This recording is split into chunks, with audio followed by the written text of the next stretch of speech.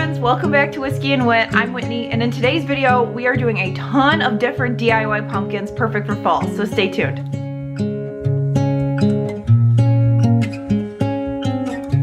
Pumpkin number one is a sweater pumpkin. So the base of this is one of these foam carvable pumpkins. You've seen them all over the Dollar Tree for years. You're going to start by popping off the top, and then I just took a kitchen knife and cut a circle in the top. Then I just grabbed some Waverly chalk paint and gave it one coat just so that orange wasn't so bright underneath my sweater yarn. Then I took my yarn. I ended up getting this at the Dollar Tree. They've got a ton of different options right now. They've always got yarn lately when I've been in there. And I cut about 18-inch strips. I needed 6 pieces per little braid, and then I braided it with 2 pieces. So if you usually braid with 3, I just doubled up. So you're basically braiding with 6 pieces, so they're thicker braids. I ended up needing about 15 of these braids total.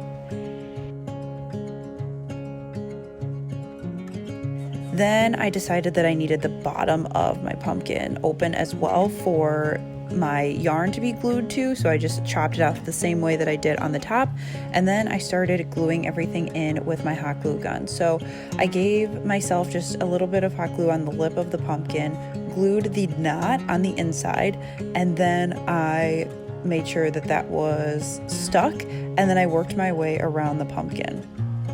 I usually worked in about 3-piece sections. That allowed me to get everything to lay down, and then I could make sure that they kind of laid down together so there weren't huge gaps.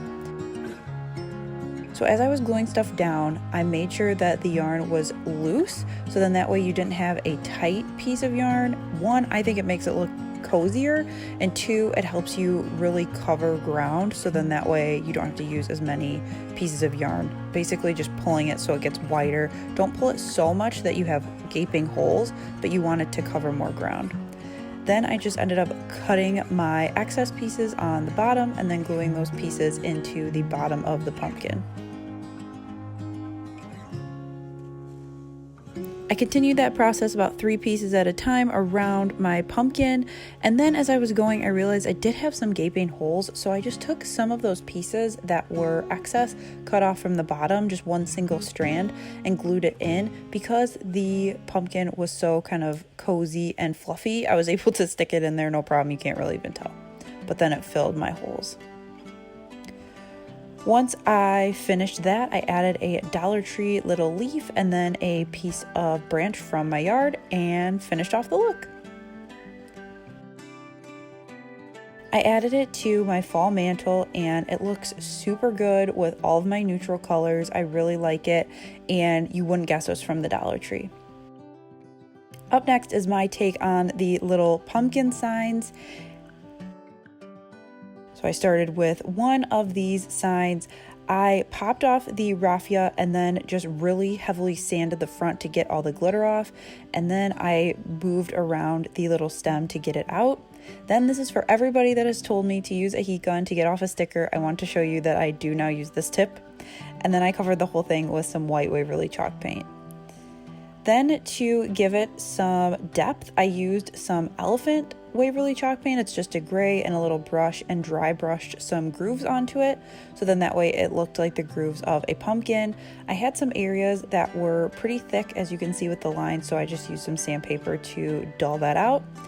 And then I went through with these awesome little rub-on decals from Dollar Tree. These things are awesome. I was sleeping on them, but do not do that because they are awesome. They have letters, they have little laurels, little wreaths. They're awesome. And then I just finished off the look with a little bit of jute twine and some leaves I cut from some burlap ribbon.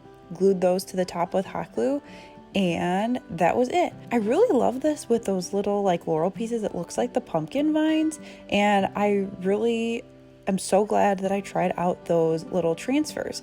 So speaking of those, I used those for a smaller version of the pumpkins here for Harvest and Hello Fall. So these also started out with that pumpkin sign, but for this particular look, I took my miter box and saw, and I ended up cutting it in half. And these cut pretty easily with the miter box, so you don't need any crazy power tools with that.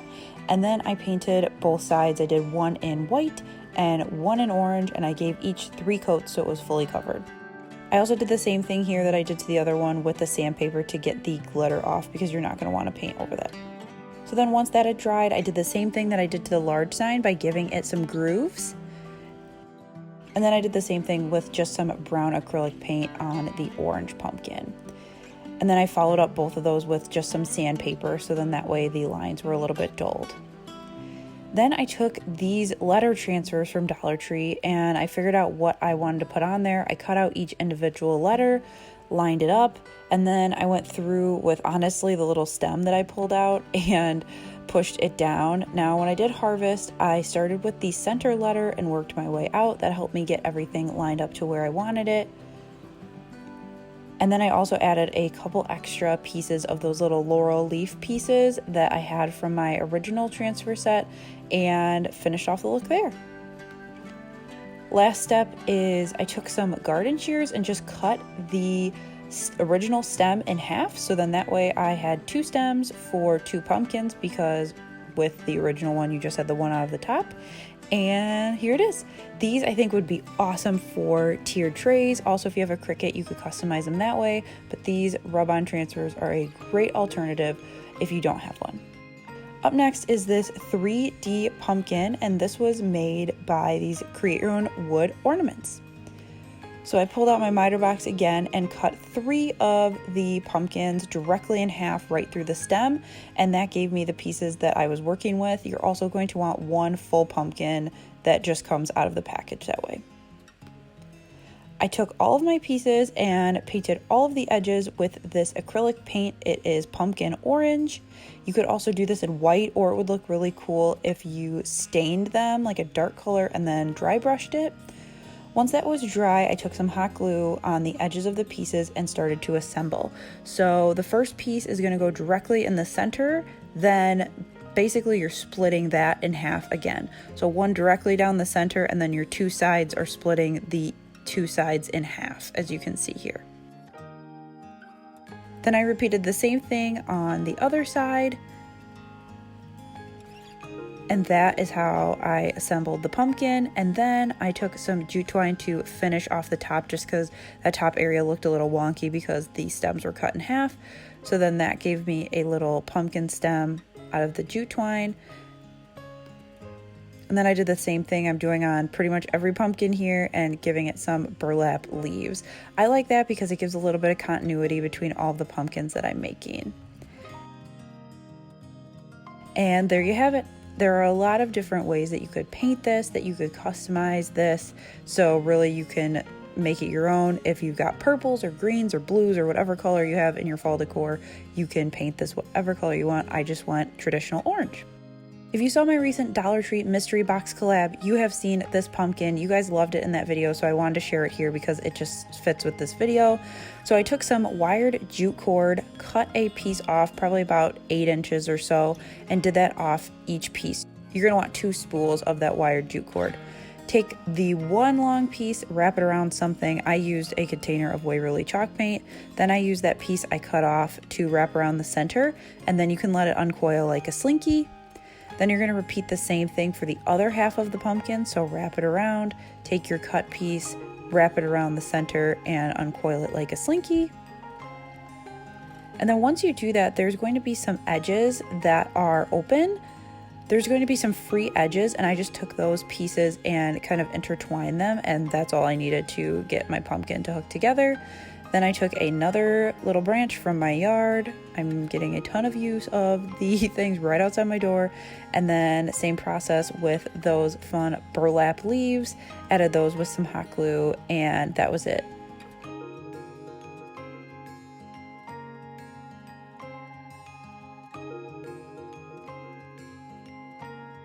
I love how natural this looks, and it really is nice to finish off vignettes because of the neutral brown. You don't have to worry about if colors match or anything. It really goes with just about everything in my neutral decor. And I've seen these last pumpkins all over the internet. I thought they were so cute, and so I wanted to make my own, and they are made from the little wood pieces from Dollar Tree. So for this, you're going to want some tumbling tower blocks as well as a couple wood craft cubes. You could also cut a tumbling tower piece in half and use that instead of the cubes. Each pumpkin needs 9 of the little tower blocks. So I pulled those out because I knew I was going to do a white and an orange. So then I painted all of the sides in my colors. You could also stain these. There's a lot of different options. Once those were dry, it was time to assemble. And so I did a 3 block piece together, then I did a 2 block piece together, and then 1 block. So it's looking like a pyramid. So it's a 1, 2, 3, 2, 1 situation.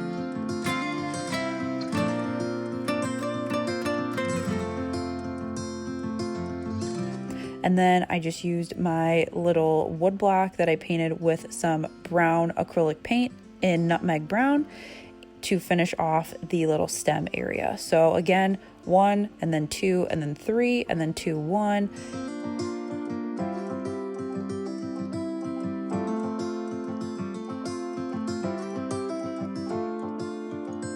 And then I added my same little trusty leaves. I do this on all my pumpkins. It makes them all look very similar in my house, which I really like. And then I wrapped around some Dollar Tree jute twine, cut off the excess, and there you go. These are also a great piece that you could use for tiered trays or just to set up little vignettes. Sometimes you have a little area that you need just something, or this would be great for a pop of orange, a pop of like a dark wood color, whatever you're needing in your setup. So I love all of these different pumpkins. I also like that they all kind of go together.